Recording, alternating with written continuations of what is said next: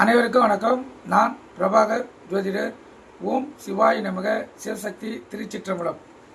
இப்போ நான் என்ன சொல்ல போகிறேன்னா, இந்த குரு பகவானால் ஏற்படும் சில நன்மைகள் சொல்கிறேன், கருத்தில் கொள்கிற குருவுடைய யோக பலன்கள். சூரியனுக்கு 12இல் குரு இருந்தால் அந்த ஜாதகருக்கு பால யோகம் ஏற்படும்.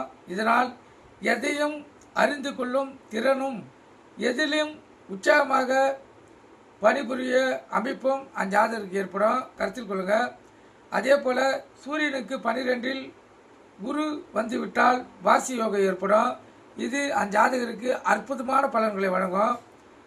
அதே போல் குருக்கு 3, 6, 9, 12இல் சூரியன் இருந்தால் அது உச்சயோகம் எனப்படும். அந்த ஜாதகர் நல்ல செல்வ சீமானாக வாழக்கூடிய வாய்ப்பு இந்த யோகம் ஏற்படுத்தி தரும். அதே போல் குரு கடகத்தில் உச்சமாகி கேந்திரம் ஏறும்போது பஞ்சமகா புருஷ யோகங்களில் ஒன்றான அம்ச யோகம் ஏற்படுகிறது. இதனால் அந்த ஜாதகர் செல்வ சீமானாகவும் அரசு மரியாதை பெற்றும் அரசு வேலை செய்தும் இல்லை அரசு அங்கீகாரம் பெற்றும் எல்லா வகையிலும் அரசு சம்பந்தமான யோகங்களை அந்த ஜாதகர்களால் பெற முடியும்.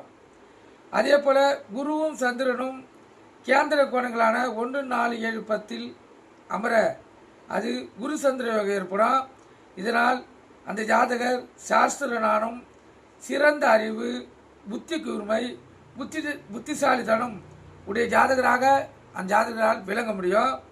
அதே போல் தனுசு, சிம்மம், மேசம் லக்னத்துக்கு குருவும் சூரியனும் பரிவர்த்தனை அடைந்தால் அந்த ஜாதகர் அனைத்து விதமான சௌபாக்கியங்களையும் அத்தசைகளில் பெற்று சிறப்பான வாழ்க்கையை அந்த ஜாதகரால் வாழ முடியும், கருத்தில் கொள்ளுங்கள். அதே போல் குருவும் சுக்கிரனும் சேர்க்கை வித்தியாசமானது. இது மீனத்தில், தனுசில், மிதுனத்தில், கும்பத்தில் இந்த சேர்க்கை குரு சுக்கிர யோகத்தை தரும். அதே போல் 8இல் கூடியிருந்தாலும் அந்த குரு சுக்கிர யோகம் பெற முடியும். குரு திசையிலையும் அந்த சுக்கிர திசையிலையும் அந்த ஜாதகரால் சிறந்து விளங்க முடியும். இங்கே கருத்தில் கொண்டு பயன்பெறுங்க. இது குரு பகவானால் ஏற்படக்கூடிய சில யோகங்கள். வாழ்க வளமுடன். நன்றி, வணக்கம்.